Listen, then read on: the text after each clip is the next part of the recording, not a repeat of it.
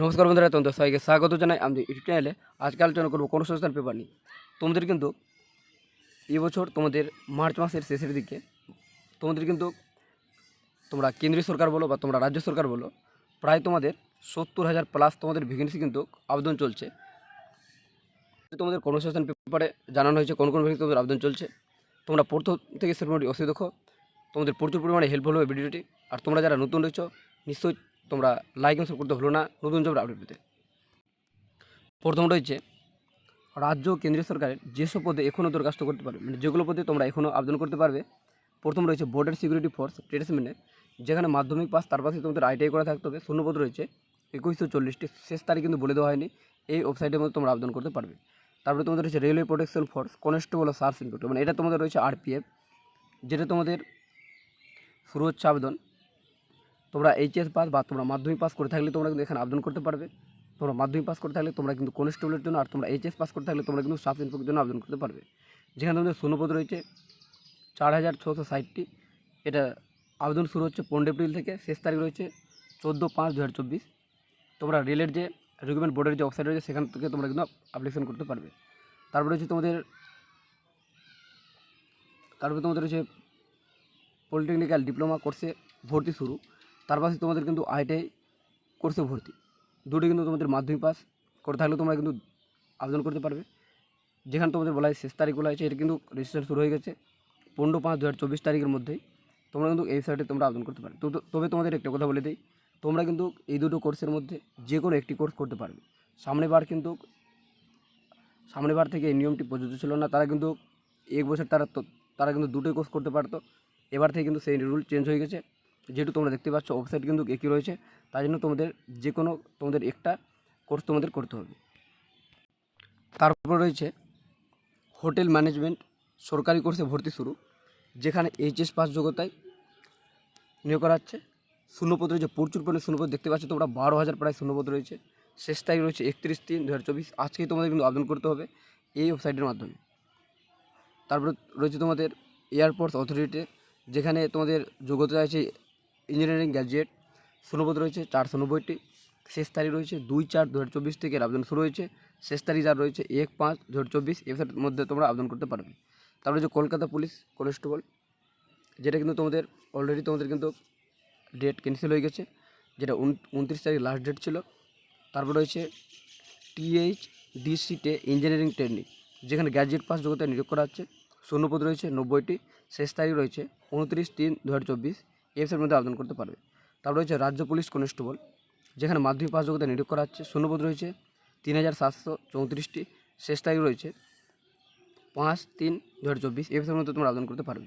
তারপর রয়েছে রাজ্য পুলিশ সাব ইন্সপেক্টর ও লেডি সাব ইন্সপেক্টর, যেটা তোমরা এটা কিন্তু নিয়োগ করছে SIA, যেখানে গ্র্যাজুয়েট পাস যোগ্যতায় নিয়োগ করা হচ্ছে। শূন্যপদ রয়েছে 1,131টি, শেষ তারিখ রয়েছে 7/4/2024। এর তোমরা আবেদন করতে পারবে। তারপর রয়েছে রেলে টেকনিশিয়ান পদে নিয়োগ করা হচ্ছে, যেখানে মাধ্যমিক পাস ও ITI পাস যোগ্যতায়। শূন্যপদ রয়েছে তোমাদের দেখতে পাচ্ছ 9,144টি, শেষ তারিখ রয়েছে 8/4/2024। এই ওয়েবসাইটে তোমাদের রেলের যে রিক্রুটমেন্ট বোর্ড রয়েছে সেখান থেকে তোমরা আবেদন করতে পারবে। তারপর রয়েছে হুগলি জেলা স্বাস্থ্য কেন্দ্রের স্বাস্থ্যকর্মী, যেখানে পেশাগত যোগ্যতায় নিয়োগ করা হচ্ছে। শূন্যপদ রয়েছে 265টি, শেষ তারিখ রয়েছে 28/3/2024। শেষ তারিখ তোমরা এই ওয়েবসাইটের মধ্যে আবেদন করতে পারবে। তারপর রয়েছে CTET পরীক্ষার দরখাস্ত নেওয়া শুরু হচ্ছে, যেখানে HS ডিগ্রি পেশাগত যোগ্যতায় নিয়োগ করা হচ্ছে। শেষ তারিখ রয়েছে 2/3/2024। ওয়েবসাইটে আবেদন করতে পারবে। তারপর রয়েছে 5 কেন্দ্রীয় পুলিশ সংস্থায় সাব ইন্সপেক্টর নিয়োগ করা হচ্ছে, যেখানে গ্র্যাজুয়েট পাস যোগ্যতায়। শূন্যপদ রয়েছে প্রচুর পরিমাণে শূন্যপদ রয়েছে, তোমরা দেখতে পাচ্ছ 4,187টি, শেষ তারিখ রয়েছে 28/3/2024। এটার ওয়েবসাইটের মধ্যে তোমরা আবেদন করতে পারবে।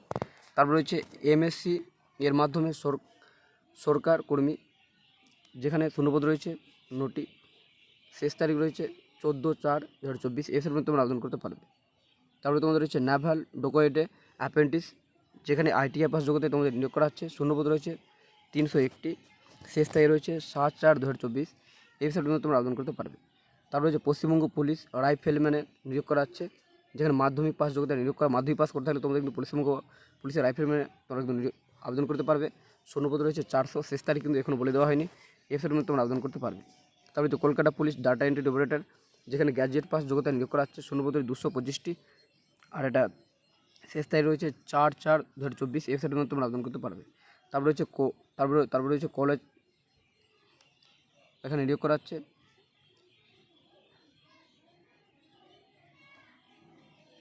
তোমাদের নিয়োগ করা হচ্ছে কলেজ লাইব্রেরিয়ান পদে, যেখানে শিক্ষিত যোগ্যতা চাওয়া হয়েছে পোস্ট গ্র্যাজুয়েট, শেষ তারিখ রয়েছে 20/4/2024, এর মধ্যে তোমরা আবেদন করতে পারবে। তারপর রয়েছে ওরিয়েন্টাল ইন্স্যুরেন্স কোম্পানি অফিসার, যেখানে গ্র্যাজুয়েট পাস যোগ্যতা নিয়োগ করা হচ্ছে, শূন্যপদ রয়েছে 100টি, শেষ তারিখ রয়েছে 12/4/2024, এর মধ্যে তোমরা আবেদন করতে পারবে। তারপর রয়েছে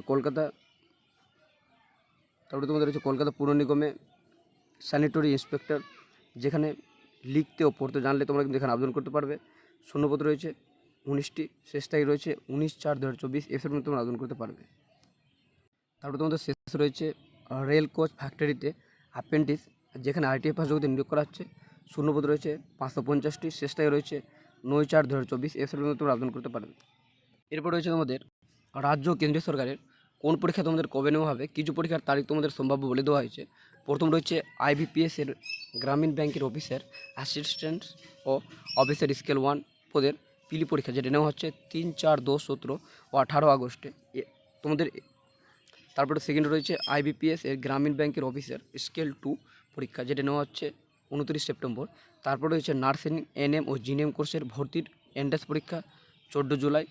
তারপরে রয়েছে ইঞ্জিনিয়ারিং কোর্সের ভর্তি WB/JEE এন্ট্রান্স পরীক্ষা, যেটা 28 এপ্রিল নেওয়া হচ্ছে। তারপর রয়েছে UPSCর সিভিল সার্ভিস প্রিলিমিনারি পরীক্ষা 14 জুন নেওয়া হচ্ছে। তারপর রয়েছে UPSCর ফরেস্ট সার্ভিস প্রিলিমিনারি পরীক্ষা, যেটা নেওয়া হচ্ছে 16 জুন। তারপরে শেষ রয়েছে CTET পরীক্ষা, যেটা নেওয়া হচ্ছে 7 জুলাই। তারপরে রয়েছে নার্সিং NM ও GNM কোর্সের 10,000 ছেলেমেয়ে ভর্তি, এটা নেওয়া হচ্ছে। কিন্তু এখানে বলা হয়েছে পশ্চিমবঙ্গ সরকার স্বাস্থ্য পরিবার কল্যাণ বিভাগের অধীন রাজ্যে বিভিন্ন নার্সিং ট্রেনিং স্কুলে প্রায় 10,000 সিটে অক্সিলিয়ারি নার্সিং অ্যান্ড তোমাদের কিন্তু বলা হয়েছে NM ও জেনারেল নার্সিং অ্যান্ড তোমাদের GNM কোর্সের ভর্তির এন্ট্রান্স পরীক্ষা দরখাস্ত নেওয়া শুরু হয়েছে। এই এন্ট্রান্সের টেস্টে সফল হলে মেধা তালিকা তৈরি হবে। এরপর কাউন্সেলিংয়ের মাধ্যমে সরকারি ও বেসরকারি কলেজে ভর্তির সুযোগ পাবেন। প্রার্থী বাছাই করবে Paschimbanga joint entrance board WB/JEE। কোন মাসে কেমন শিক্ষকতা যোগ্যতা ও প্রার্থী বাছাই পদ্ধতি ইত্যাদি বিস্তারিত দেওয়া হলো। মানে তোমাদের কীভাবে তোমাদের শিক্ষকতা যোগ্যতা কী লাগবে, তারপর তোমাদের প্রার্থী বাছাই কীভাবে করবে, তোমাদের কিন্তু সমস্ত ডিটেলস তোমাদের কর্মসংস্থান পেপার জানিয়েছে। এখানে বলা হয়েছে যে auxiliary nursing and midwifery reservation NM মোট অত্যন্ত 40% নম্বর পেয়ে যে কোনো শাখায় উচ্চ মাধ্যমিক পাস তরুণী আবেদন করতে পারে। মানে এখানে তোমাদের বলা হয়েছে তোমরা যদি 40% নম্বর নিয়ে তোমরা যদি গ্র্যাজুয়েশন পাস করে থাকো, তোমরা কিন্তু এখানে আবেদন করতে পারবে। উচ্চ মাধ্যমিকে ইংরেজি বিষয়ে 5 নম্বর পেয়ে থাকতে হবে। প্রার্থীদের পশ্চিমবঙ্গে অত্যন্ত 10 বছর স্থায়ী বাসিন্দা হতে হবে। তোমাদের তারপরে বলা হয়েছে তোমাদের কিন্তু পশ্চিমবঙ্গের 10 বছর তোমাদের স্থায়ী বাসিন্দা হতে হবে, তারপরে তোমরা এখানে আবেদন করতে পারবে। বাংলা ভাষায় লিখতে ও পড়তে পারা দরকার। তারপরে তোমাদের বলা হয়েছে তোমাদের বাংলা ভাষায় তোমাদের কিন্তু লিখতে বা তোমাদের পড়তে জানতে হবে। 2 বছর তোমাদের ট্রেনিং হবে। সাইপেন্ড মাস তোমাদের 5,000, তোমাদের সাইপেন্ড মাস তোমাদের কিন্তু 5,000 টাকা তোমরা পাবে। তারপরে তোমাদের বলা হয়েছে জেনারেল নার্সিং অ্যান্ড তারপরে তোমাদের বলা হয়েছে মিডওয়াইফাই GNM মোট অত্যন্ত 40% নম্বর পেয়ে যে কোনো শাখায় উচ্চ মাধ্যমিক পাস ছেলেমেয়েরা আবেদন করতে পারবে। উচ্চ মাধ্যমিক ইংরেজি বিষয়ে 5 নম্বর পেয়ে থাকতে হবে। ইংরেজি বিষয়ে নিয়ে হেলথ কেয়ার সায়েন্স নিয়ে ভোকেশনাল শাখায় উচ্চ মাধ্যমিক পাসরা মোট অত্যন্ত 40%, তাদের কিন্তু 40% নম্বর থাকলে তারা কিন্তু এখানে আবেদন করতে পারবে। NM পাস নম্বর পেয়ে হিসাব নাম নথিভুক্ত থাকলেও যোগ্য। পশ্চিমবঙ্গে একটানা 10 বছরের স্থায়ী বাসিন্দা হতে হবে। বাংলা ভাষায় লিখতে ও পড়তে জানা মানে তোমাদের পারতে হবে। 3 বছর তোমাদের এটা কিন্তু তোমাদের ট্রেনিং নেওয়া হবে। এটা রয়েছে তোমাদের কিন্তু GNM NM তাহলে তোমাদের 2 বছরের ট্রেনিং হবে, আর এটা তোমাদের কিন্তু 3 বছরের তোমাদের ট্রেনিং হবে। তারপর বলা হয়েছে বয়স। ওপেন সব ক্ষেত্রে বয়স হতে হবে 31/7/2024 হিসেবে ন্যূনতম 17 বছর, অর্থাৎ জন্ম তারিখ হতে হবে 31/7/2007 আগে। তোমাদের কিন্তু 31/7/2024 আগে তোমাদের বয়স যদি তোমাদের থাকে তাহলে তোমরা কিন্তু এখানে আবেদন করতে পারবে।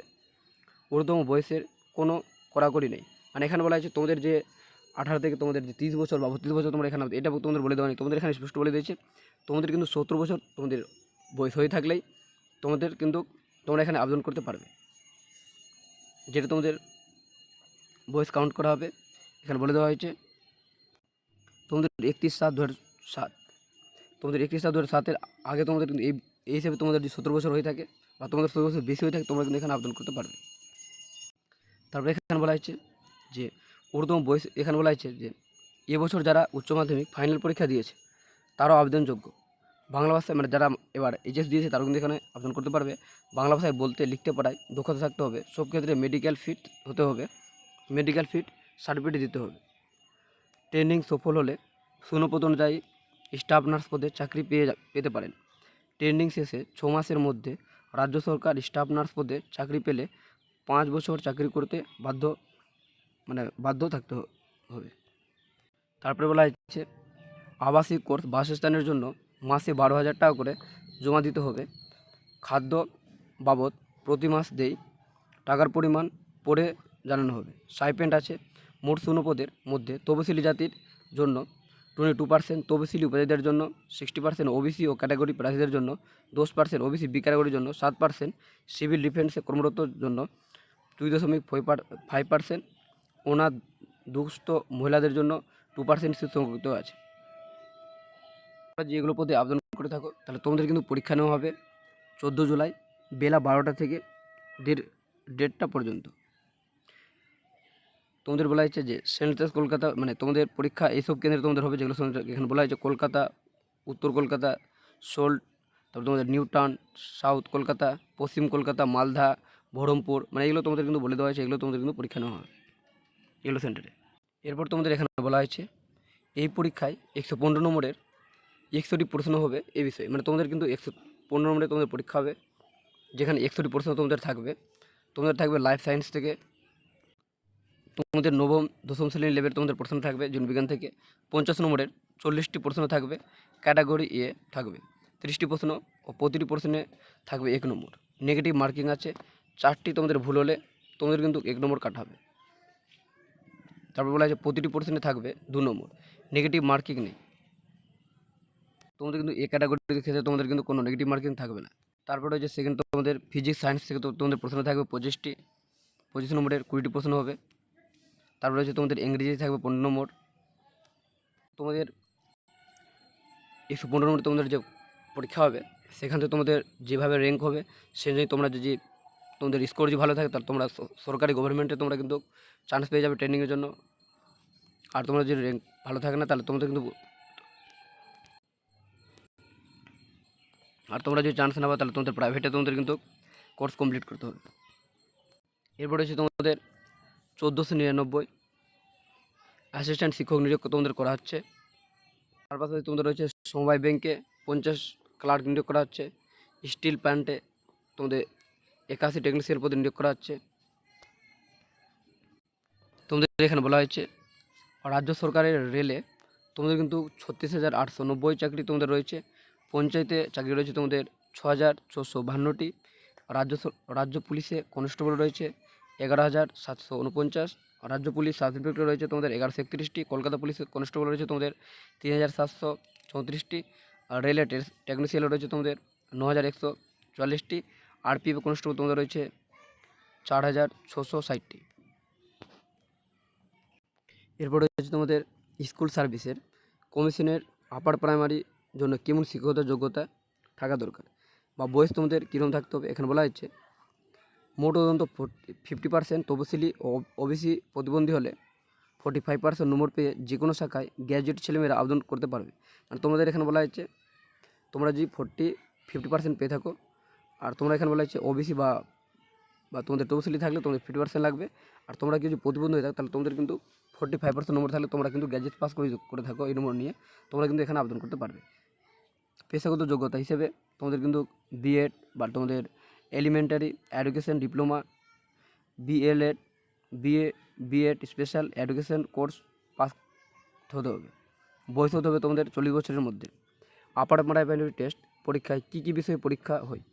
আপার প্রাইমারি বিজ্ঞপ্তি এবছর বেরোবে তোমাদের এখানে বলা হয়েছে আপার প্রাইমারি টেট পরীক্ষায় 150 নম্বরের পরীক্ষা তোমাদের থাকে এইসব বিষয়ে। তোমাদের প্রথম বলা হয়েছে এখানে চাইল্ড ডেভেলপমেন্ট, পেডাগোজি এখানে রয়েছে যেন 30 নম্বরের 30টি প্রশ্ন থাকবে। তারপর তোমাদের প্রথম ভাষায় পেপার হবে 30 নম্বরের 30টি প্রশ্ন হবে। গ্রামার থেকে তোমাদের প্রশ্ন থাকবে। দ্বিতীয় ভাষায় তোমাদের পেপার হবে যেটা রয়েছে 30 নম্বরের 30টি প্রশ্ন হবে। গ্রামার থেকে থাকবে তোমাদের, সেটা তোমাদের কিন্তু অঙ্ক বিজ্ঞান থেকে কিছু প্রশ্ন থাকবে। তারপর তোমাদের রয়েছে সোশ্যাল স্টাডিজ বিষয়ে তোমাদের কিন্তু কিছু প্রশ্ন থাকবে। এরপর রয়েছে রেলের চাকরি, রেলের টিকিট কালেক্টর পদের বিজ্ঞপ্তি কবে বেরোবে? বিজ্ঞপ্তি বেরোবে এপ্রিল মে মাস নাগাদ। পরীক্ষা হবে জুলাইয়ের পর। রেলের আরপিএফের কনস্টেবল ও সাব ইন্সপেক্টর পদের জন্য যে দরখাস্ত নেওয়া শুরু হবে, সেই পরীক্ষা প্রশ্ন কি বাংলায় হবে? না, প্রশ্ন বাংলায় হবে না, প্রশ্ন হবে ইংরেজি ও হিন্দিতে। তোমাদের কোশ্চেনের ব্যাপারে জানাচ্ছে যে তোমাদের যে রেলে আরপিএফের যে এক্সাম নেওয়া হবে তোমাদের কিন্তু এবার ইংরেজি ও হিন্দিতে হবে, যেহেতু এটা বলেছে। সামনেবার কিন্তু যেহেতু পরীক্ষা নেওয়া হতো, সামনেবার যে রেলের যত রিক্রুটমেন্ট হতো সেটা কিন্তু প্রশ্ন থাকতো তোমাদের বাংলাতেও প্রশ্ন হতো। এবার তোমাদের হতে পারে হওয়ার সম্ভাবনা রয়েছে, কিন্তু এখানে রেলের যেহেতু তোমাদের কোশ্চেন পেপার বলেছে এবার তোমাদের কিন্তু ইংরেজি ও হিন্দিতে হওয়ার সম্ভাবনা রয়েছে। এরপর হচ্ছে ফুডের সাবসিডিউর পদের যে পরীক্ষা 16-17 মার্চ হলো, তার ফল কবে বেরোবে? এই পরীক্ষায় পাস করলে কি চাকরি নাইটভাবে দিতে হবে? ফল বেরোতে দেরি আছে। এই পরীক্ষার সফল হলে এরপর হবে ইন্টারভিউ, তারপর চূড়ান্ত তালিকা বেরোবে। অডিট অ্যান্ড অ্যাকাউন্টস সার্ভিসের বিস্তারিত বিজ্ঞপ্তি কবে বেরোবে? পিএসসির কর্তৃপক্ষ সংশ্লিষ্ট বিজ্ঞপ্তি প্রকাশ করেছে, শিগগিরই বিস্তারিত তথ্য প্রকাশ করবে ও দরখাস্ত নেওয়া শুরু করবে। তারপর রয়েছে পিএসসি ক্লার্কশিপ পরীক্ষায় কবে হবে? এখনও তোমাদের কিন্তু এখনও তারিখ ঠিক হয়নি। তারপরে হচ্ছে ফুডের স্বাধীন পদের যে পরীক্ষার যে প্রশ্নপত্র ফাঁস হয়েছে, তাহলে সেই পরীক্ষা কি বাতিল হবে? না, পরীক্ষা বাতিল হয়নি। মানে তোমাদের যে পরীক্ষা নেওয়া হলো তাহলে তোমাদের কিন্তু প্রশ্নপত্র ফাঁস হতে তোমাদের কিন্তু সামনেবার যেহেতু বাতিল হয়েছিল না, সেম এবছরও কিন্তু তোমাদের কিন্তু 45 যে এক্সাম হয়েছে তারও কিন্তু পরীক্ষা বাতিল হচ্ছে না। তারপর রয়েছে 2024 সালের প্রাইমারি টেটের ফল কি এপ্রিলে বেরোবে? প্রাইমারি এডুকেশন কোর্স বোর্ড এপ্রিলের মধ্যে ফল প্রকাশের চেষ্টা করছে। কলেজ লাইব্রেরিয়ান পদের জন্য কেমন শিক্ষাগত যোগ্যতা ও বয়স থাকা দরকার বা দরখাস্ত কবে থেকে নেওয়া হবে? রাজ্য সরকার বা বেসরকারি সব কলেজের গ্রন্থাগারে লাইব্রেরিয়ান পদে লোক নেওয়া হয়। সরকারি ও বেসরকারি সব ক্ষেত্রে গ্রন্থাগারিক পদের জন্য লাইব্রেরিয়ান অত্যন্ত ইনফরমেশন সায়েন্সে 55% নম্বর পেয়ে পোস্ট গ্রাজুয়েট ডিগ্রি ছাড়া যে কোনো একটি বিষয়ে পোস্ট গ্রাজুয়েট ডিগ্রি থাকা দরকারও নেট বা সেট কোয়ালিফাই হতে হয়। সরকারি কলেজ প্রার্থী বাছাই করা হয় পশ্চিমবঙ্গ পাবলিক সার্ভিস কমিশনের মাধ্যমে। সরকার অনুমোদিত সব কলেজে লাইব্রেরিয়ান পদের বেলায় প্রার্থী বাছাই হয় পশ্চিমবঙ্গ কলেজ সার্ভিসের মাধ্যমে। সম্প্রতি কলেজ সার্ভিস কমিশন লাইব্রেরিয়ান নিয়োগের জন্য দরখাস্ত নিচ্ছে। বিস্তারিত তথ্য গত সংখ্যার কর্মসংস্থানে দেওয়া হয়েছিল। দরখাস্ত করবেন অনলাইনে 20 এপ্রিল পর্যন্ত। বিস্তারিত তথ্য তোমরা এসআইটি তোমরা কিন্তু পেয়ে যাবে। 2024 সালের নেট পরীক্ষায় সিলেবাস কি বদল হচ্ছে? আপাতত কিন্তু সে বিষয়ে কোনো খবর নেই। তারপরে তোমাদের এখানে বলা হয়েছে পঞ্চায়েত দপ্তরে গ্রাম পঞ্চায়েত পরীক্ষার জন্য রেজিস্ট্রেশন করেছি কিন্তু ডকুমেন্টস আপলোড করা হয়নি। এখানে বলা হয়েছে যে পরে আপলোড করা যাবে কি? হ্যাঁ, পরে আপলোড করতে পারবেন। রাজ্যের বিভিন্ন পঞ্চায়েত লোক নেওয়ার যে বিজ্ঞপ্তি বেরিয়েছে তাতে একজন প্রার্থী একাধিক জেলার ও একাধিক পদে দরখাস্ত করতে পারবেন কি? হ্যাঁ, পারবে। মানে তোমাদের এখানে কর্মসংস্থান বলে দিচ্ছে তোমরা যারা ডকুমেন্টস আপলোড করোনি তোমরা কিন্তু পরেও যখন অ্যাপ্লাই শুরু হবে তোমরা সে সময় তোমরা কিন্তু ডকুমেন্ট আপলোড করতে পারবে। বা তোমরা যারা এখানে আরেকটা বলা হয়েছে যে একজন প্রার্থী মানে অন্য জেলারও কিন্তু সেই ভ্যাকেন্সির জন্য তারাও কিন্তু এখানে আবেদন করতে পারবে। এটাই ছিল আজকের তোমাদের কর্মসংস্থান পেপারের সমস্ত আপডেট। তোমাদের 2024-এ তোমাদের কিন্তু এটা রয়েছে গোল্ডেন ইয়ার, তোমাদের প্রচুর ভ্যাকেন্সি রয়েছে। তোমরা কিন্তু যেগুলো তোমাদের কোয়ালিফিকেশান তোমাদের রয়েছে তোমরা তো নিশ্চয়ই অ্যাপ্লাই করো। আর তোমাদের ভিডিও যদি ভালো লাগে নিশ্চয়ই লাইক এবং সাবস্ক্রাইব করতে ভুলো না নতুন জব আপডেট পেতে।